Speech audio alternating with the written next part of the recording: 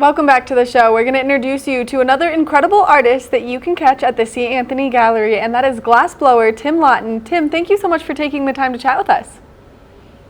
Yeah, thanks for having me on. Now, for people who don't understand how intense glass blowing is as an art form, let's talk a little bit about the process. Absolutely. Yeah, so when we start, studio is usually pretty warm about this time of year. We have a 2,300 degree furnace about 10 feet away, so usually during the summer I'm prone to losing about 10 pounds, so it works out well.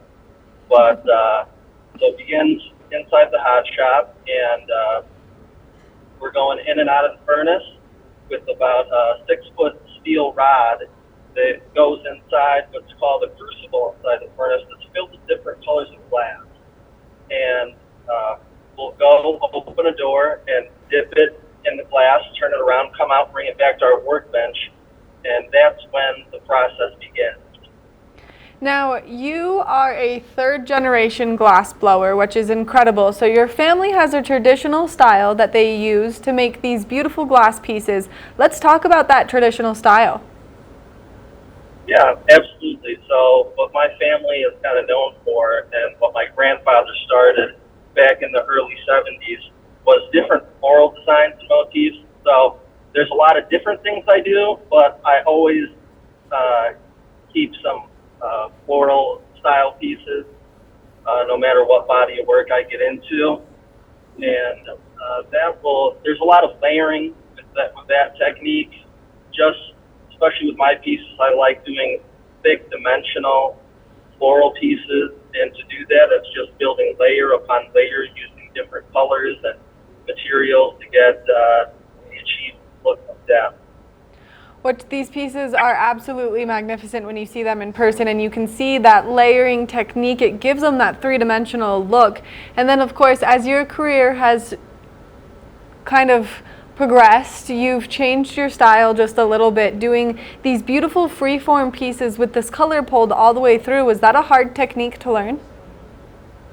It is. There's a lot of casualties in learning those pieces. Just to get the really wild and fun shapes can be, the difference between keeping the piece hot for an extra 10 seconds. It could be the most beautiful piece you've ever seen, and then keep it in for, 10 extra seconds, and it winds up on the floor and then in the garbage. So it really comes down to the last minutes of shaping. So it's a totally different style than the floral, which are kind of very, there are things that come up very regimented, and we kind of know the direction for the most part, where they're going to go and what I need to do. And the freeforms are a lot of just wildness and spontaneity in the last 10 minutes of the piece to determine the final outcome, to kind of freeze that moment, whatever was happening in the shop at that time. So they're different and they're fun. Really like them. Exciting. Probably the most exciting piece I've made. I mean, they're breathtaking, and the color variation that you have is so phenomenal between the pinks and the purples and the blues and the greens, and then those reds that we get to see. They're so beautiful, and then on some of them you're adding this very unique frosted coloring to them. Can you give us more information on that? Yeah, absolutely. So to start out with something that's very different than any other studio, my grandfather created all the colors that we use in the glass. So everything that we make in the studio, color-wise and crystal, we make from scratch, starting at silicon sand. And so that's very unique and gives us a palette that's different than everyone else. Kind of tweak things and make the picture special. And so that's really cool. And then the other techniques, there's different sprays, and you can get different looks out of the interior of the piece with different metallic sprays. And that can vary on the day too. A spray might look a lot different today than it will tomorrow, just based on the humidity and temperature in the air. So there's a lot of variables that make things very special to that moment, and it always keeps you guessing. They're so beautiful, each and every piece, but you're also doing these incredible sculpture pieces, and that's what we're excited to see at the C. Anthony Gallery this weekend. So can you give us some more information on what kind of switched you from the vases to the sculptures? You know, I kind of wanted to figure out something to take it to the next level and,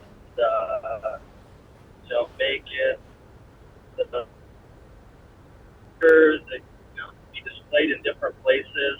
And I always look for a new challenge, and that was the direction it kind of went. And I've been building upon that, and it's rewarding yet extremely difficult. It's one of those projects you're hearing about it, but extremely glad for the work you put in, and I'm extremely glad for the work I've been on it, and I can't wait to show it. Tim, we're excited to have you here in our community. We're excited to see your new works, and we're excited to have you explain each and every piece as you see them, because I love the artist intention behind every work that we get to see come into our wonderful community and to our beautiful galleries such as C. Anthony. Now, as people are making their way up to Beaver Creek and they're taking some time to chat with you, what other information are you available to give them? I'm there Friday, Saturday, and Sunday. Got a lot of great pieces. Come by, pick my brain. More than happy to answer any of your questions and show you what I do. And then, of course, if there's a young artist out there who's interested in glass blowing and maybe you have inspired them to go that route with their career, what would you give them as a piece of advice? Let's see. Not to give up. Be ready for a lot of pain to get there. That is for sure. And sweating, the whole blood, sweat, and tears, 100%. But there is something.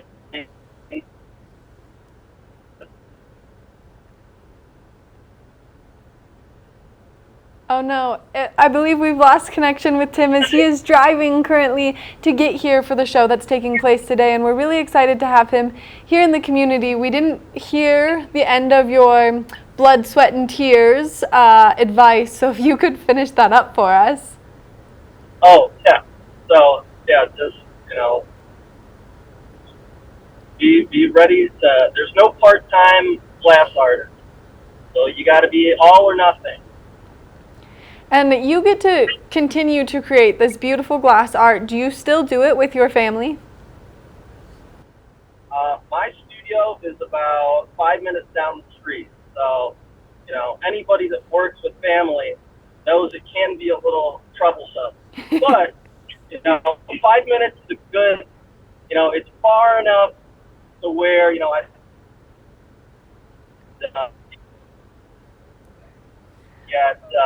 it keeps things pretty easy.